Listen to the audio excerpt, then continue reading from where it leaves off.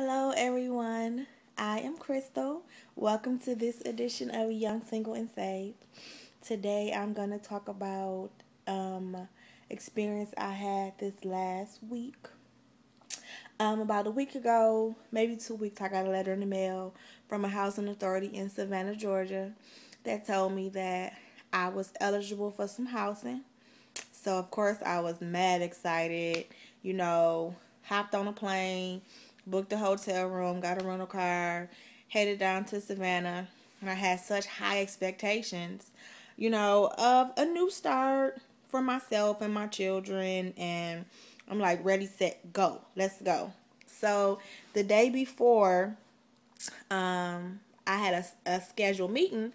I went to check out these apartments.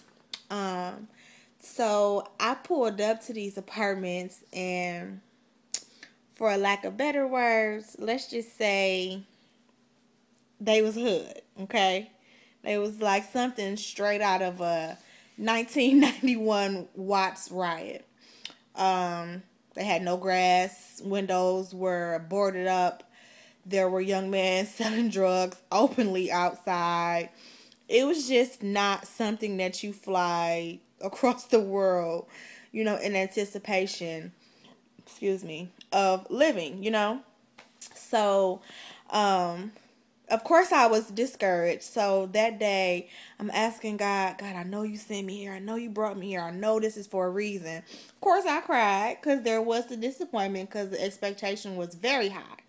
But in all of that, I knew that God had a reason for taking me across the world to be in this spot at this moment. The next day, I had the meeting, to fill out paperwork and everything and let me know how long before I moved in. So I'm in this meeting, and there's about 25 to 40 other young women. And when I walk in the room, all eyes are on me. And anybody that knows me knows I like a lot of accessories. I like junky necklaces. I like junky earrings. I like an armful of bracelets. I work at a retail store, so I wear a lot of designer name brand clothes. I care about my appearance. Let's just say that. So I walk into this room and all eyes are on me, and it's like I look around and I see a room full of lost women. I see a room full of women that are uneducated, that have no hope, that are lost. Somewhere along the line, somebody felt these women. And somewhere along the line, they felt themselves because they don't have it. So, I'm sitting through the meeting and I'm just listening in the background to these young women talk, and I'm hearing their individual stories. And my attitude was, I can't believe I flew all the way to Savannah for this nonsense. I'm not about to live in these apartments and this rat roach infested. And I went there. I was upset. Yeah, God, I know you brought me here for a reason, but we could have went another way, surely. You know what I'm saying? But as I sat in that room and I just began to look and listen at those other women, I realized how blessed I was. And I realized that the favor of God is on my life. And I realized if not for His grace and if not for His hand over my life, I could have very well been one of those young women who had no education, who had no family, who had no mother and father, who had nothing. That could have been me. And in that moment, I was ashamed of myself because here I am crying, oh, woe is me. I had money in the bank to book a plane to Savannah, Georgia in 2 days. Oh, woe is me. I had money to rent a car. Oh, woe is me. I had money to stay at a 5-star hotel. Blah, blah, blah. Po Crystal.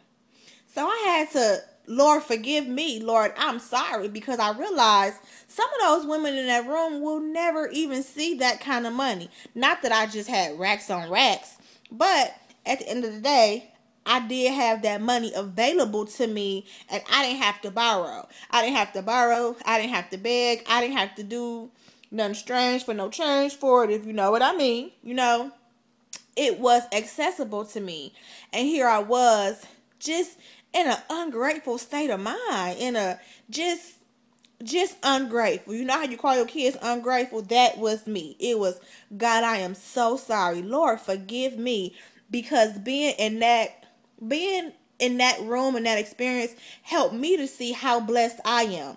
It helped me to see that, you know what, I may not be where I want to be, but I'm not where I could be. You know what I mean? It's like, no, I don't have that master's degree yet, and I don't have that husband yet, and there are things that I do want and I do desire, but I am blessed. I have a lot. Being in that room with those young ladies, it really broke my heart, because they were excited about being able to move into a place, and they had nowhere else to go, and they were excited.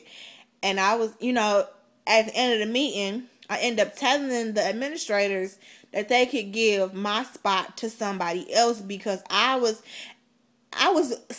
scheduled to move in like a week. So I told them, I think I'll pass. You can give my spot to somebody else. So what I took from this whole experience was, everyone, including myself, we have to be grateful for the things that God has blessed us with. We cannot lust after other people's possessions, because it's always somebody that would, if they could trade places with you, if they could just be in your shoes, their life would be so much easier. Since I have accepted God into my life, I have fallen a couple times. I'm not going to say that my walk has been easy, because it hasn't. I'm not going to say that I've never, I haven't resorted back, from time to time. You make mistakes. It's like a baby when they learning how to walk from crawling. You crawl a little bit, you stand up, and you fall down. But you'll get it. Soon enough, you'll get it if you're consistent with it. At the end of the day, at the beginning of the day, all throughout the day, I want to be saved. The world has nothing for me, and I have nothing for the world. For this edition of Young, Single, and Saved, I'm Crystal. I encourage you all, as I always try to do. I hope that these videos help somebody in your walk with Christ, and just to know you can be saved and happy at the same time. You can have Jesus in your life and have a wonderful life. You can be young, you can be saved, and you can have the best life ever. Check out my blog at youngsingleandsaved.wordpress.com. I'm Crystal. I'm signing out. Young, Single, and Saved, y'all. Peace.